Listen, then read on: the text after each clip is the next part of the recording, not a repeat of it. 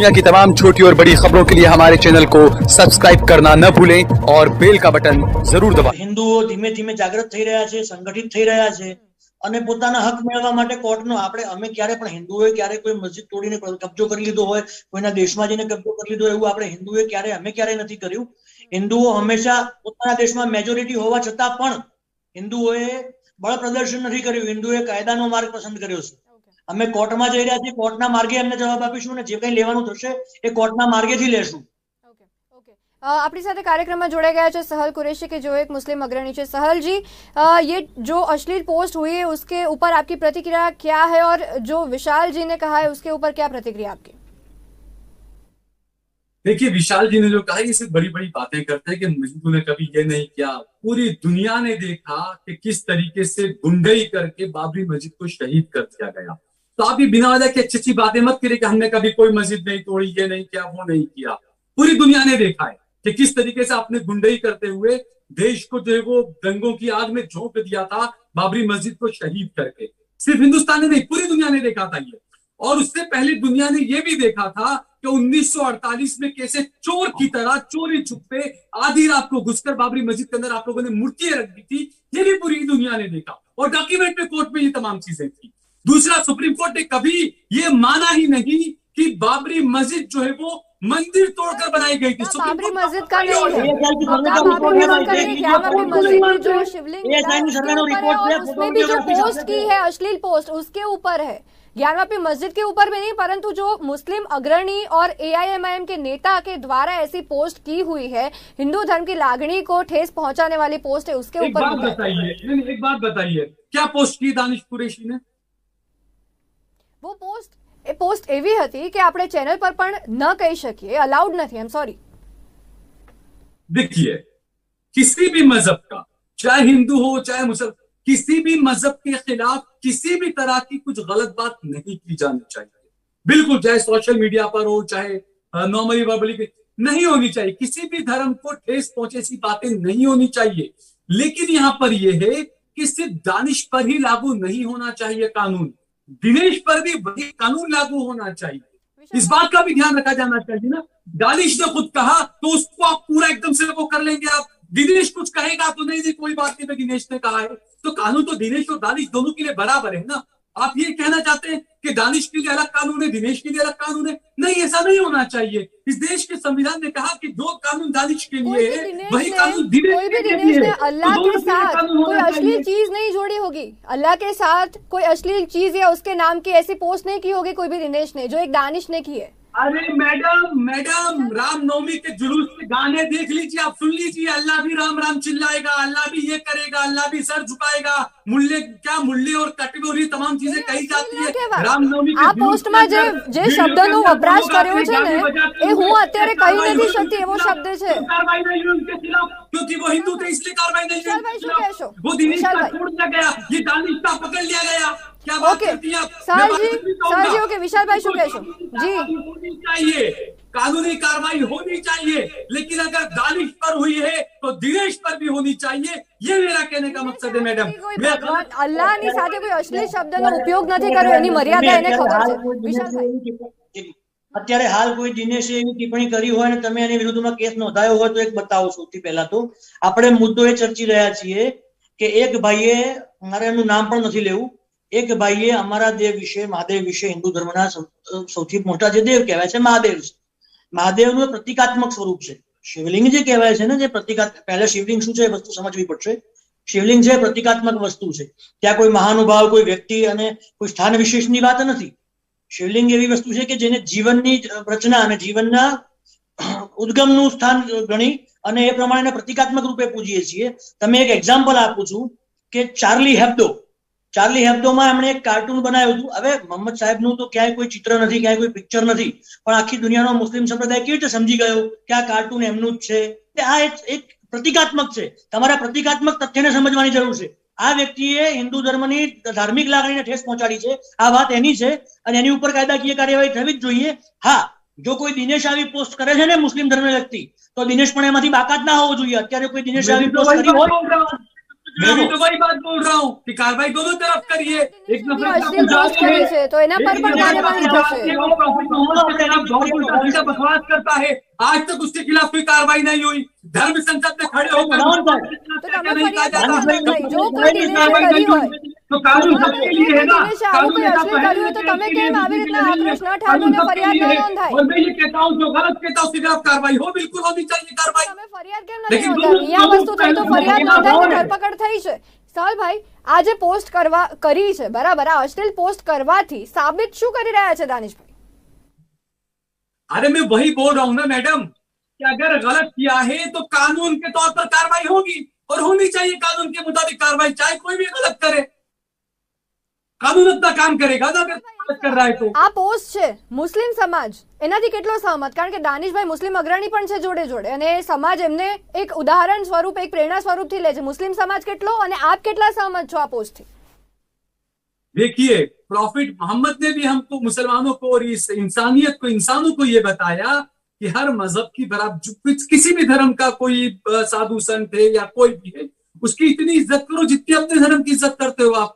तो इसमें गलत किया है। बिल्कुल कोई मुसलमान कभी ये बर्दाश्त नहीं करेगा या कोई मुसलमान ये नहीं करेगा कि दूसरे के धर्म को नीचे दिखाने की कोशिश कभी कोई नहीं करेगा और करना भी नहीं चाहिए। और इसी तरीके से मैं बोल रहा हूँ, हर एक धर्म की मैं बात कर रहा हूँ, सर्व धर्म संभाव की मैं बात कर रहा हूँ।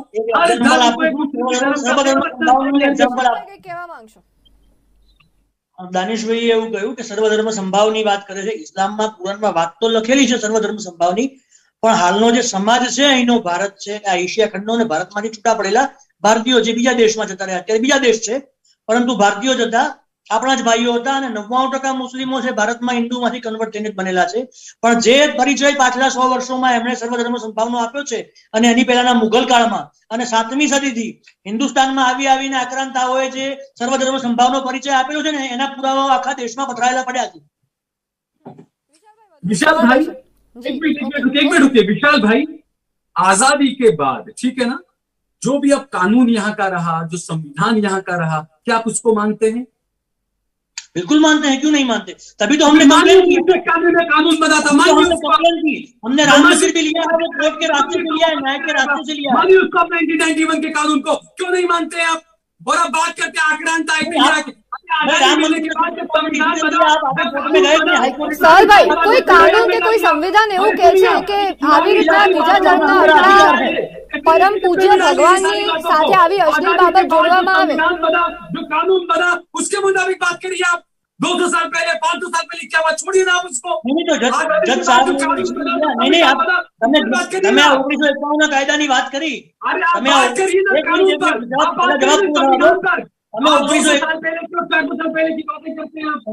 તમે પરમ પૂજ્ય ભગવાન પર અશ્લીલ એમની જોડે એમની અશ્લીલ બાબતો જોડવામાં આવે, આ રીતે પોસ્ટ કરવામાં આવે। 70 साल में जो कानून बना, जो संविधान बना, उस पर बात करें ना आप। 200 साल પૂછું છું સાલભાઈ, बात करिए कानून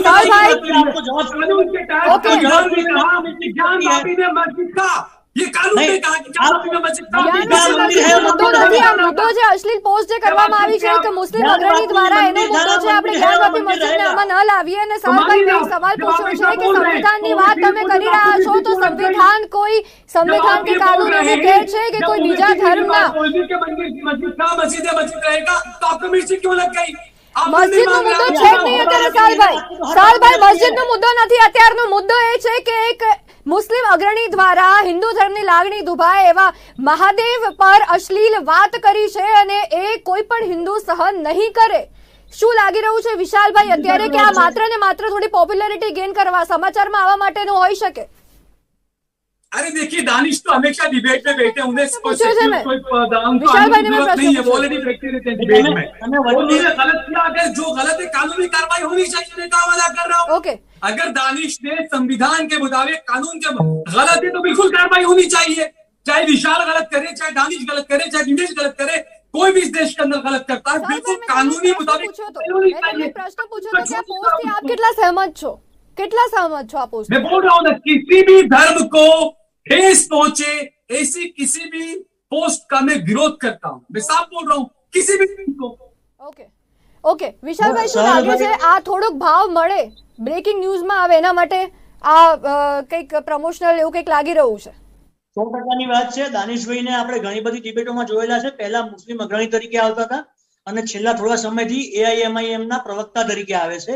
એટલે રાજકીય પક્ષમાં જોડાયા છે. એમનું રાજકીય હાઈપ મેળવવા માટે, સસ્તી પ્રસિદ્ધિ મેળવવા માટે એમણે આ કૃત્ય કરેલું છે. શું કહેશો સાહેલભાઈ, શું કહેશો? लेकिन मैं विशाल भाई की बात से सहमत नहीं हूँ। जो इंसान 24 घंटे में 8 घंटे टीवी डिबेट में बैठता होगा, उसको प्रसिद्धि और मीडिया आने के लिए क्या उसको कुछ करना पड़ेगा? ये पोस्ट नहीं करने के बावजूद भी दानिश जो है 24 घंटे में से 8 घंटे डिबेट में बैठते थे, और आप ये बकवास कर रहे हैं कि नहीं, उनको प्रसिद्धि लेने के लिए, मीडिया में आने के लिए वही काम कर रहे हैं। जो बंदा हर आधे घंटे में, 1 घंटे में टीवी डिबेट में और हर चैनल पर बैठता है, वो नेशनल चैनल पर, इंग्लिश चैनल पर, हर चैनल पर दानिश कुरैशी डिबेट में बैठता है। આટલી બધી ચેનલમાં દાનિશભાઈ આવે છે, આટલી બધી ચેનલમાં દાનિશભાઈ આવે છે, એમના મંતવ્યો રજૂ કરતા હશે, બરાબર, પરંતુ આ અશ્લીલ પોસ્ટ કરવાનું કારણ આપને શું લાગી રહ્યું છે? देखिए, मैंने कहा ना कि इसके पीछे की वजह क्या है, वो तो दानिश ही बताएंगे। कार्रवाई हो रही है, पुलिस और जो भी अपना काम कर रहे हैं, कानून के मुताबिक कार्रवाई होगी, कानून के मुताबिक उनके वकील है वो जवाब देंगे। उनका जवाब मैं कैसे दे दूं कि उनके दिल में क्या था या क्या उन्होंने पोस्ट किया? આ દેશમાં ઘણા બધા રાજકીય પક્ષોના ઘણા બધા ખૂબ પ્રસિદ્ધ પ્રવક્તાઓ થયેલા છે અને અત્યારે પણ છે.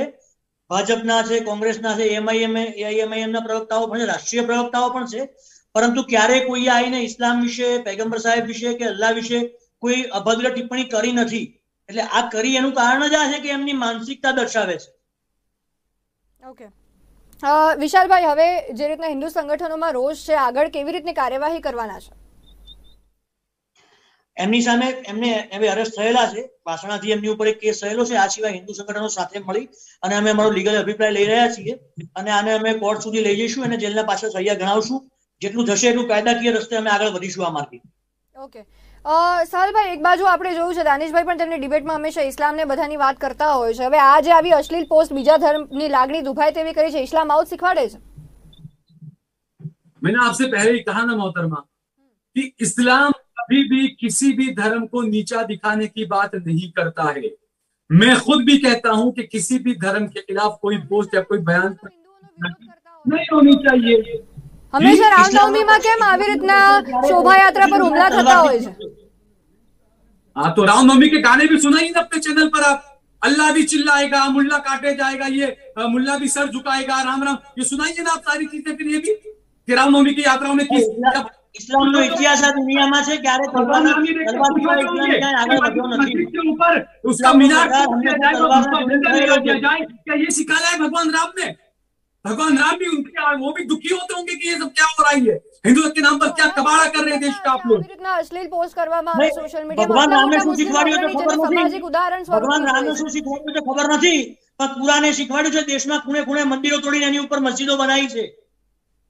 આ कहाँ પ્રમાણ सिखाया છે. कुरान में बताइए विशाल भाई। कुरान को पहले पढ़िए, उसके बाद में कुछ बात बोलिए उस पर। जिस चीज का आपको नॉलेज नहीं है, जानकारी नहीं है, उस बारे में टिप्पणी ना करें आप। ઓકે पहले कुरान को पढ़िए, उसके बाद बात करिए आप। ભાઈ હકીકત પઢવાની જરૂર નથી. દેશમાં જગ્યાએ પ્રમાણો છે. જગ્યાએ પ્રમાણો છે. મંદિર ઉપર બનાવેલા છે. कुरान में क्या लिखा है? કુરાન બીજા ધર્મની લાગણી દુભાવે એવી પોસ્ટ કરવાનું કહે છે. विशाल भाई बताइए, कुरान किसकी किताबें बताइए आप? જે શીખવાડ્યું છે દાનિશભાઈએ કહ્યું. किताबें बताइए ना आप, किसकी किताबें कुरान? શીખવાડ્યું છે દાનિશભાઈએ કહ્યું, એનું પ્રદર્શન કર્યું. अरे आप बताइए ना, आपको जानकारी है ना, कुरान किसकी किताबें बताइए आप। नहीं ना जानकारी आपको? વાત એ છે કે જે માણસ કુરાનનું આટલું પાલન કરે છે, કુરાનને આટલી વાંચેલી છે, કુરાનનું આટલું નોલેજ છે, કુરાન આવું શીખવાડે છે. ભાષણબાજી ન કરે आप। વાત એમની નોલેજની નથી, વાત એ માણસના નોલેજની છે કે જેને કુરાન આખી વાંચેલી છે. ભગવદ ગીતા એવું શીખવાડે છે કે ઉદાર ચરિતા નામ વસુધૈવ કુટુંબકમ. અમે આવકાર્યા છે દુનિયાભરના લોકોને, દુનિયાભરની પ્રજાતિઓને, દુનિયાભરના ધર્મોને ભારતમાં આવકાર્યા છે. અમે ક્યાંય તલવાર લઈને બીજા દેશો ઉપર ગયા નથી, પણ અમે જે આવકારે ને ખુલ્લા મનથી